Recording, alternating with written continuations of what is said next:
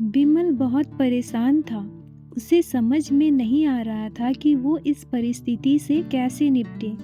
वो अपनी माँ को बहुत चाहता था, किंतु उसकी पत्नी और बच्चे उसकी माँ से बहुत दूर भागते थे, क्योंकि उसकी माँ की एक आँख नहीं थी। साथ ही उसकी कमर भी 90 अंश पर झुकी थी। वैसे वो अपना काम सब खुद ही कर लेती थी, किंतु फिर भी वो उसकी पत्नी और बच्चों के लिए हमेशा खटकती थी। दादी, आप ऊपर के कमरे में जाओ, मेरे दोस्त आ रहे हैं, बिमल के बेटे अखिल ने बड़े बेरुखी से कहा। पर बेटा, मैं तो यहाँ बहुत दूर बैठी हूँ, बिमल की माँ ने बहुत प्यार से कहा। नहीं, आप उनके सामने मत रहो, वो मुझे चिढ़ाते हैं, अखिल ने जोर से डांटते हुए कहा। क्या हुआ अखिल, क्यों चिल्ला रहे हो? बिमल की पत्नी कामनी ने किचन से ही आवाज लगाई। देखो ना माँ, ये दादी यही ड्राइंग रूम में बैठी है और मेरे दोस्त आ रहे हैं, अखिल ने शिकायत भरे लहजे में कहा। माँ जी, आप ऊपर चली जाओ, क्यों हम लोगों को लजवाती हो? कामनी ने बेटे का पक्ष लेते हुए कहा। बेचारी सरस्वती चुपचाप उठकर जीने के सहारे ऊपर जाने लगी। कमर झुकी होने के कारण उन्हें ऊपर चढ़ने में बहुत परेशानी हो रही थी, किंतु वो पूरी ताकत से ऊपर के एक अकेले कोने वाले कमरे में जाकर बैठ गई। बिमल बाजू के कमरे से सब सुन रहा था। उसे कष्ट हो रहा था कि उसकी माँ को अपमानित होना पड़ रहा है, किंतु वो असहाय था। अगर वो कुछ कहता है तो पत्नी और बच्चे उसका विरोध करने लगते हैं। दूसरे उनके तर्क भी सही लगते हैं। चूंकि वो एक प्रशासनिक अधिकारी था, उसका सामाजिक स्तर बहुत ऊंचा था। उसकी ससुराल भी एक ऊंचे घराने में थी, अतः वो चुपचाप इस तरह हर दिन अपनी माँ को अपमानित होते देखता रहता था। रात को बिमल की पत्नी ने कहा, देखो जी, अब कुछ करो। कल कलेक्टर साहब की पत्नी आई थी।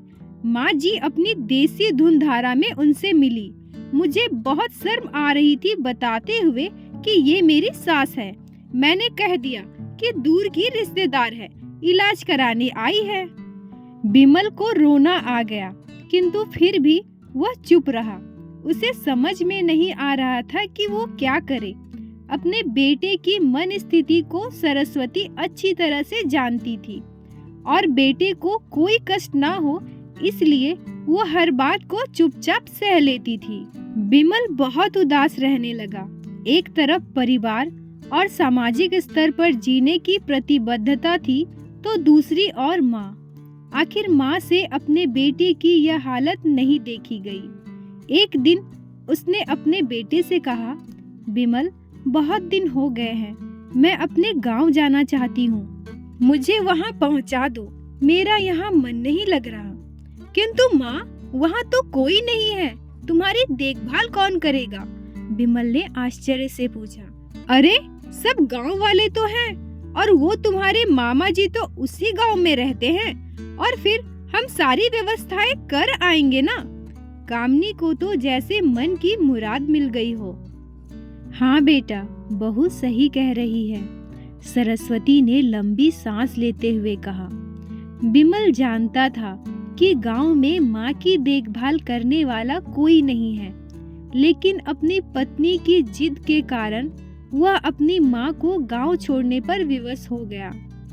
माँ को गांव छोड़कर आते वक्त उसे रोना आ रहा था तथा अपनी बेबसी पर गुस्सा भी आ रहा था, किंतु परिवार, पत्नी और समाज ने उसके इन मनोभावों को दबा दिया और वो सुकून सा महसूस करने लगा। कुछ दिन बाद उसके चाचा, जो अमेरिका में रहते थे, आने वाले थे। जब बिमल बहुत छोटा था, उसके पिता जीवित थे, तब वो भारत आए थे और उसके बाद वो अब भारत आने वाले थे। पूरा परिवार और आस पड़ोस बहुत उत्साहित था। अमेरिका से बिमल के डॉक्टर चाचा आ रहे थे। डॉक्टर रमेश ने जैसे ही घर में कदम रखा, सबने मिलकर बहुत उत्साह से उनका स्वागत किया। क्यों बिमल, भाभी नहीं दिख रही, कहाँ है? डॉक्टर रमेश ने उत्सुकता पूर्वक पूछा। जी वो गांव में रहती है, यहाँ उनका मन नहीं लगा, कामनी ने सपाट लहजे में उत्तर दिया। डॉक्टर रमेश ने बिमल की ओर देखा तो बिमल ने अपनी आंखें झुका ली। डॉक्टर रमेश सब समझ गए। बोले, कल हम भाभी से मिलने गांव चलेंगे। सब लोग। दूसरे दिन सभी लोग गांव के घर में पहुंचे। देखा कि सरस्वती को बहुत तेज बुखार है और वो पलंग पर असहाय पड़ी है। डॉक्टर रमेश दौड़कर सरस्वती के पास गए, उनके पैर छूकर रोने लगे। सरस्वती की ये हालत उनकी कल्पना से परे थी। वाह बेटा बिमल, तूने तो नाम उजागर कर दिया। अपनी माँ की ये हालत देखकर तुम्हें तो शर्म भी नहीं आ रही होगी। डॉक्टर रमेश ने बिमल को लगभग डांटते हुए कहा। नहीं देवर जी, बिमल का कोई दोष नहीं है, मैं खुद गांव आई थी। सरस्वती ने अपने बेटे का बचाव किया। मुझे सब पता चल गया भाभी, आप चुप रहो। क्यों बहू, तुम्हें अपनी सास की कुरूपता पसंद नहीं है? समाज में तुम्हें नीचा देखना पड़ता है ना? डॉक्टर रमेश ने कामनी की ओर व्यंग से कहा। कामनी निरुत्तर होकर बिमल को देखने लगी। आज तुम जिस सामाजिक स्तर पर हो वो इन्हीं के संघर्षों की देन है। और बेटा बिमल, तुम्हें शायद मालूम ना हो कि बचपन में जब तुम 1 साल के थे तब छत से नीचे गिरने के कारण तुम्हारी एक आंख फूट गई थी और तुम्हारी रीढ़ की हड्डी में भी समस्या थी। तब तुम्हारी इस कुरूप माँ ने अपनी एक आंख और अपना बोन मैरो तुम्हें देकर इतना सुंदर स्वरूप दिया था। कामिनी बेटा, इतने सालों तक संघर्ष करके बेटे को प्रशासनिक अधिकारी बनाने वाली इस संघर्षशील औरत की तुम लोगों ने यह दशा कर दी। तुम्हें ईश्वर कभी माफ नहीं करेगा।